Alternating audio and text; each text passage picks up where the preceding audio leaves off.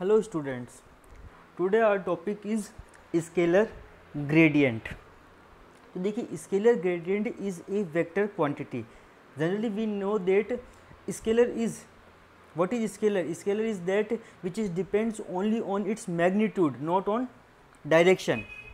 ठीक है, लेकिन यहाँ पर हमने क्या बोला, scalar gradient is vector quantity and we know that vector is depend also magnitude and direction both. ठीक है, तो देखिए ये स्केलर ग्रेडियंट और ये वेक्टर क्वांटिटी कैसे हुई ये मैं डिफाइन करूँगा आपको भी आगे, जिसमें हम ग्राफिकली रिप्रेजेंट करेंगे. फिर देखिए इसकी डेफिनेशन क्या है, maximum rate of change in any scalar function is called scalar gradient. तो देखिए इसका क्या मीनिंग है, जैसे ये दो फ्लोर है हमारे पास, ठीक है, ये फर्स्ट फ्लोर और ये सेकंड फ्लोर, जिसकी इस ओरिजिन से जो डिस्टेंस है, इस फ्लोर की डिस्टेंस r1 है और इस फ्लोर की डिस्टेंस r2 है. इस सपोज इसका स्केलर फंक्शन φ1 और इसका स्केलर फंक्शन φ2. ठीक है, अब अगर मुझे इस फर्स्ट फ्लोर से सेकंड फ्लोर पे पहुंचना है तो देखिए यहाँ पर मेरे पास दो डिस्टिंक्ट वे हैं. कौन कौन से, एक तो ये है कि मैं सीढ़ियों से जाऊँ या फिर दूसरा ये है कि मैं लिफ्ट से जाऊँ. ठीक है, तो देखिए जो मैं लिफ्ट से जाऊँगा तो शॉर्टेस्ट टाइम में पहुँचूँगा. ठीक है, तो एक फ्लोर से दूसरे फ्लोर पे जाने पे मैक्सिमम चेंज, ठीक है, पहली चीज़ तो, और दूसरा इन शॉर्टेस्ट टाइम. ठीक है, तो वो जो डिफाइन हो, वो जो शॉर्टेस्ट रेंज होगी, शॉर्टेस्ट टाइम और जो मैक्सिमम चेंज जो होगा, वो मैक्सिमम चेंज किसको डिफाइन करेगा, स्केलर ग्रेडियंट को. तो यहाँ पर देखिए मैक्सिमम चेंज कौन सी डायरेक्शन में आया है, जब मैं नॉर्मल टू प्लेन मतलब परपेंडिकुलर डायरेक्शन में जा रहा हूँ, उस कंडीशन में मेरे पास मैक्सिमम चेंज डिफाइन हुआ है. ठीक है, उसी को क्या बोलते हैं हम, स्केलर ग्रेडियंट. तो इसको अब हम इस ग्राफिकली रिप्रेजेंट करते हैं किस तरीके से क्या होता है, मैथमेटिकली डिराइव करते हैं ग्रेडियंट फाई क्या होता है. Okay, so let's see, there is a orthogonal curvilinear coordinate system. orthogonal curvilinear coordinate system में देखिए पहले curvilinear, ये u1 u2 एंड u3 ये हैं curvilinear coordinate system. अब orthogonal की बात करते हैं तो इसके टेंजेंट ड्रॉ करते हैं.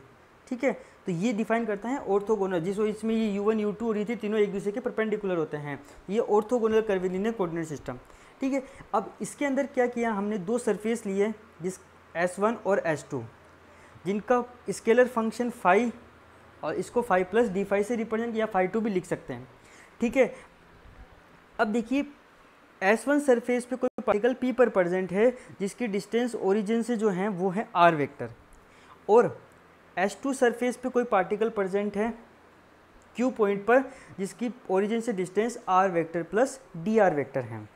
ठीक है, अब देखिए स्केलर फंक्शंस जो स्केलर क्वांटिटी जो होती हैं वो उसकी सरफेस, जैसे ये सरफेस है S1, उसके हर पॉइंट पे इक्वल होती है. यहाँ जैसे यहाँ ये पॉइंट ले ले, ये पॉइंट ले ले, या S2 सरफेस के लिए बात करते हैं तो इसकी किसी भी पॉइंट पे हम डिफाइन करें तो वहाँ पर स्केलर क्वांटिटी इक्वल होगी हर पॉइंट पर. ठीक है, तो पहली चीज़ तो ये. अब देखिए दूसरा, ये दो चीज़ डिफाइन कर दी हमने इन दोनों के लिए.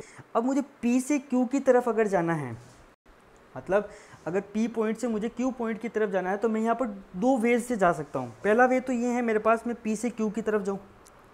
ठीक है, तो देखिए यहाँ पर P Q और ये ओरिजिन O है, ये ट्राइंगल बन रहा है. तो ट्राइंगल प्रॉपर्टी से हम डिफाइन करते हैं तो P और Q के बीच जो चेंजेस आता है, डिस्टेंस जो है वो DR वेक्टर हैं.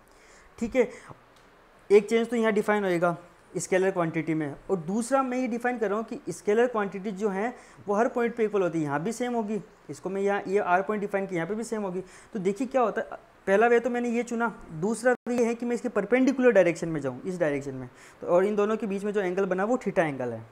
ठीक है, और ये जो डिस्टेंस बनी P से R के बीच में वो DN वेक्टर हैं.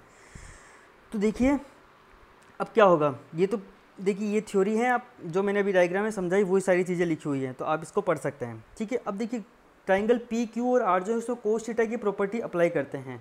देखिए ट्राइंगल P Q और R, इस पर कोस थीटा अप्लाई करते हैं तो देखिए थीटा की ये सामने वाली प्लेन जो है ये परपेंडिकुलर, ये इसका बेस और ये हाइपोटेनियस. तो कोस थीटा क्या होता है, बेस अपॉन हाइपोटेनियस. तो बेस तो क्या है DN और हाइपोटेनियस क्या है DR. तो कोस थीटा क्या हो जाएगा, DN upon DR, and here DN is equal to DR cos theta. Equation 1. Okay, now change in scalar function phi in P Q direction. तो देखिए पी से क्यू की तरफ आ रहे हैं, तो स्केलर फंक्शन हमारा फाई, ठीक है। और इस स्केलर फंक्शन में चेंज कितना हो रहा है, तो उसकी वहाँ चेंज डिस्टेंस क्या थी, कितना डिस्टेंस ट्रेवल कर रहे हैं, डेल आर।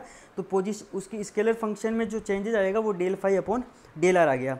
ऐसे हम डिफाइन कर रहे हैं कि change in scalar function phi in P R direction. तो पी आर डायरेक्शन के लिए डिफाइन करेंगे तो वहाँ पर कितना हो जाएगा, del phi upon del N हो जाएगा, ठीक है।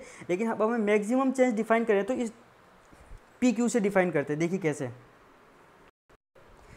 ये पी आर डायरेक्शन में मैक्सिमम चेंज, ठीक है। अब पी क्यू डायरेक्शन में हमारे पास क्या आया था, del phi upon del R आया था पी क्यू डायरेक्शन में मैक्सिमम चेंज। और डेल आर इक्वेशन 1 से हम डेल आर की value del N upon cos theta, तो डेल एन और कोस थीटा ऊपर चला जाएगा। अब देखिए मैक्सिमम चेंज को हम डिफाइन करते हैं। तो जैसे देखिए ये जो दो सरफेस डिफाइन की थी पहले, एक सेकेंड, ये जो दो सरफेस डिफाइन की थी, इस सरफेस में ये पी पॉइंट था, पी से ये क्यू की तरफ, ठीक है। तो ये जो डिस्टेंस थी ये डी आर थी, ठीक है। और अब मैं एक वे तो ये था मेरे पास पी से क्यू तक आने का, और दूसरा मेरे पास ये वे है, ठीक है। तो अब मैं यहाँ पर ये है कि इसका प्रोजेक्शन जो है वो पी क्यू पे ना लेकर मैं अब पी आर पे ले लूँ। ये पॉइंट मैंने आर डिफाइन कर दिया पी आर पे, ठीक है। और ये डिस्टेंस जो है ये डी एन डिफाइन की थी। पी आर डिस्टेंस में मैंने प्रोजेक्शन ले लिया इसका, ठीक है। और ये पी आर डिस्टेंस से प्रोजेक्शन लेता हूँ तो ये कब होगा, जब ये एंगल 0 हो जाए यहाँ पर, क्योंकि हमने ये तो डिफाइन कर ही दिया ना पहले कि भाई स्केलर सरफेस जो होती है उसके हर पॉइंट पे स्केलर क्वांटिटी की जो वैल्यू होती है इक्वल होगी। तो चाहे ये पॉइंट ले लो या ये पॉइंट ले लो, और उस कंडीशन में क्या होगा, ये थीटा जो है वो क्या होना चाहिए, मैक्सिमम कब होगा, जब थीटा की वैल्यू 0 डिग्री होगी, ठीक है। तो अब और हमने ये भी स्केलर डिफाइन किया था कि ये एन केप डायरेक्शन जो परपेंडिकुलर डायरेक्शन है वो मैक्सिमम चेंज को डिफाइन करती है, ठीक है। तो यहाँ पर ये एंगल जो है वो क्या हो जाएगा 0, क्योंकि पी आर डायरेक्शन में हमें मैक्सिमम चेंज बताना है, maximum change P R direction में होगा, ठीक है। उसके लिए कोस 0 की वैल्यू 1 हो जाएगा। तो देखिए यहाँ पर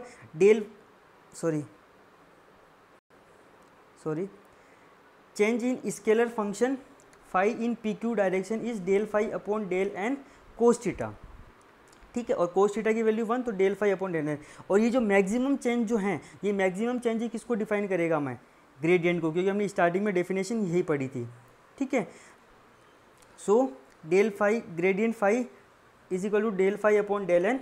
तो ग्रेडियंट फाई कितना आ जाएगा, del phi upon del N in vector form, और इसको वेक्टर फॉर्म में डिफाइन करेंगे तो क्या आ जाएगा एन केप, जो उसकी परपेंडिकुलर डायरेक्शन थी जिस डायरेक्शन में मैक्सिमम चेंज आया था।